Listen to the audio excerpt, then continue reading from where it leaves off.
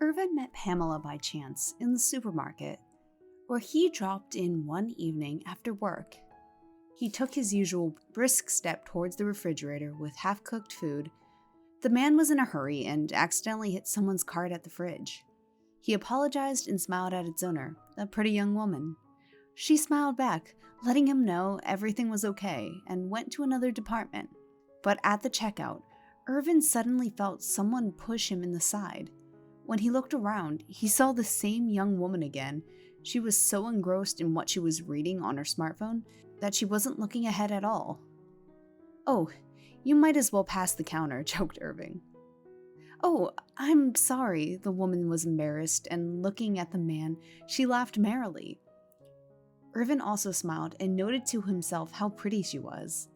And then, on the street, already standing near his car, Irvin saw the stranger coming out of the store with a heavy bag.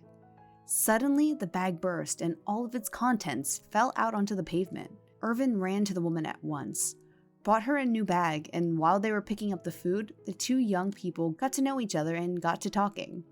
That was how they began to date. Pamela was beautiful and smart, and for the first time in his life, the young man fell in love. Soon the young people got married.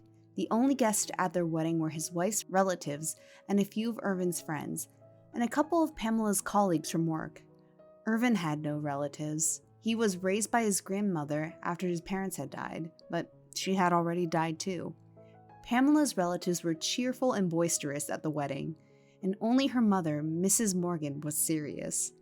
At one moment, she took her son-in-law aside and, anxiously observing her wildly merry daughter, asked Irvin to keep an eye on her and not give her much freedom, because her daughter, like her father, loved to attend parties too much. Irvin was very surprised of such words and almost immediately put the unsolicited advice out of his mind. He was sure that his wife loved him, and he even liked her cheerful and sociable character. A year after the wedding, Irvin hinted to his wife it was time for them to have a baby. In fact, Pamela did not want to think about it, but did not show it. Meanwhile, Irvin was happy. He had a warm, friendly relationship with his mother-in-law. He spent a lot more time with her, he helped her in everything, and they often sat in the kitchen and talked. Mrs. Morgan told him about her years as a school teacher, about the fate of her students, and Irvin listened and smiled. He felt so good with this woman, as if he was communicating with his own mother. Pamela sometimes resented her husband for his frequent contact with her mother, even though she herself rarely came to see her. Irvin tried to explain to his wife, "Pamela, your mother is over 60. She has arthritis, diabetes. It's hard for her to be alone." "Diabetes? Since when?" the woman asked in surprise. "It's been 3 months, don't you remember? She told you in front of me on the phone when I was visiting her." "Yeah, maybe. Things are so complicated at work right now. My head is spinning." Irvin only shook his head reproachfully, thinking to himself that his wife should have been more attentive to her mother. He even offered Mrs. Morgan to come live with them, but she flatly refused. "Oh no, Irvin, Pamela and I won't get along. As long as I can live without any help, I'll live alone. And Pamela, I won't be able to keep quiet. I'll start teaching her, and she has an explosive character. We'll only fight." Irvin was very surprised at his mother-in-law's answer, because Pamela was a gentle and kind angel to him. He did not interfere in the relationship between the women. And then disaster struck. One day, he and his wife were driving from their friends. Irvin had been drinking a little this time, and Pamela was at the wheel. "Pamela, why are you suddenly speeding so fast? Slow down," remarked Irvin worriedly. "Come on, relax," laughed Pamela, and turned to her husband. "Slow down," shouted Irvin in horror, seeing the woman ahead on the crosswalk. Pamela turned around in bewilderment and in fright. Instead of braking, she hit the gas. There was a thud, and the woman at the crossing was thrown to the side. Irvin helped his wife stop the car. "Oh my God," cried Pamela, clutching onto the steering wheel. I killed her." But Irvin wasn't listening to her anymore. He jumped out of the car and ran to the victim. She was alive but unconscious. Irvin called an ambulance, the police. "Irvin, honey," Pamela sobbed on her husband's shoulder next to the injured woman, waiting for the doctors and cops. "I'm scared. They'll put me in jail. No, I don't want to. How could this happen?" "Quiet, Pamela. Calm down. The main thing now is for her to live. We'll get the best lawyers." "Irvin, listen to me. I can't go to jail. I'm pregnant. I just wanted to tell you about it today to make you happy." Irvin was shocked and began to think feverishly. He understood that Pamela could be imprisoned, and he could not allow her to go through such an ordeal being pregnant. So he decided to take the blame. Soon Irvin was arrested, since alcohol was found in his blood and the victim's condition remained severe. The sentence was severe, and he was given several years in a penal colony. Only his mother-in-law was in the courtroom. She came to support her beloved son-in-law, but Pamela was absent. Time in prison dragged very slowly, and only letters from home warmed Irvin's soul. Pamela wrote and told him that the injured woman was alive, but left an invalid. Irvin realized then that he was unlikely to get out on parole, but he was only concerned about Pamela. He kept asking his wife in his letters if she knew the gender of the baby, but she wouldn't answer. And then one day she just wrote that, unfortunately, they weren't going to have a baby. She had a miscarriage because of all the worries. Irvin was almost close to despair, but managed to pull himself together. They decided that they would have everything all right, and that he would definitely help the unfortunate woman who had been left disabled through their fault. But first, he must get out of prison. Mrs. Morgan also wrote to Irvin, and her letters were so heartfelt and kind. The woman was motherly in her support for Irvin, worried whether he was okay. "Don't worry about me, Mrs. Morgan," wrote Irvin. "Everything's all right with me. You should definitely keep an eye on your sugar levels. They'll probably run out of test strips for the glucometer I bought. Don't skip, get some quality ones." He really hoped that in his absence, Pamela would pay more attention to her mother. But about 6 months later, a letter arrived from Mrs. Morgan that shook Irvin to his core. "My dear son-in-law, I would be pleased if you were my child. It's a sin to write this, but sometimes I'm ashamed that I gave birth to Pamela.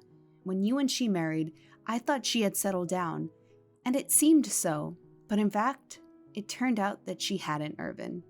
She's been going around with men since high school. I scolded her, but it was no use. She didn't listen to me.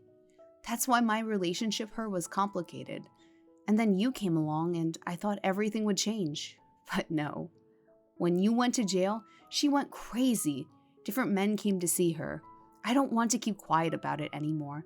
I know it's hard for you to know, but I don't want to leave with this burden because you're more close to me than my daughter. Irvin, I'm dying. I got a tumor 2 months ago.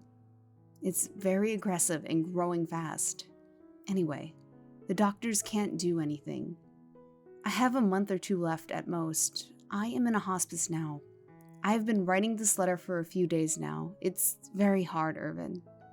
I want to ask you one thing. When you get out of jail, go to my cemetery and dig my grave. Do it for sure. You'll understand everything later. Irvin reread the letter several times. He was very hurt by his wife's infidelity, but his mother-in-law's strange request puzzled him. He came to the conclusion that the unhappy woman must be completely out of her mind because of her illness if she writes such things. Sometime later, Irvin was summoned by the head of the colony and told that new circumstances had emerged in his case, and it was being sent for reconsideration.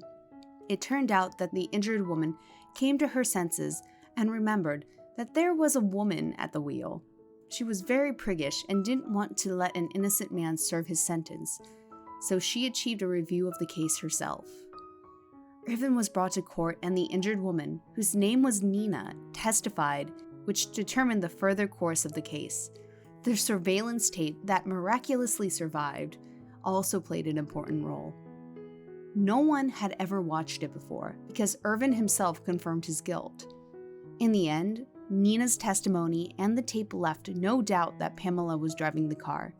When she was accused, she tried to get out of it. She cried, shouted, blamed Irvin, but he only averted his eyes. Now, just like Nina, He believed that everyone should be responsible for their actions. Irvin soon realized that Pamela was given jail time.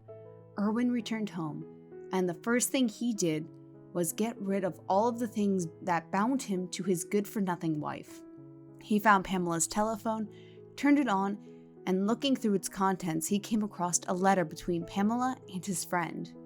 Pamela wrote that she needed the contacts of a reliable doctor who could make an official certificate of miscarriage to show it to Irvin, and her friend sent her a few numbers.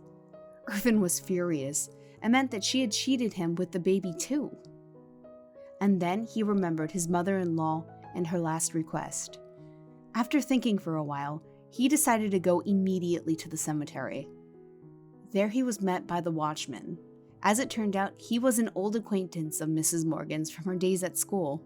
When the man heard that her son-in-law had come, he checked Irvin's documents for some reason and only then led him down the alley to Mrs. Morgan's grave. Along the way, the man talked about the woman's hard life and last days. She was a good woman. Here her husband was a jerk. At least he died early, and he didn't torment her with his adulteries for a long time. And her daughter was like him. She didn't care about her mother either. Mrs. Morgan called me before she died and asked me to take one thing from the apartment and bury it in her grave. She said it was for her son-in-law. "What is it?" asked Irvin. "You'll see by yourself.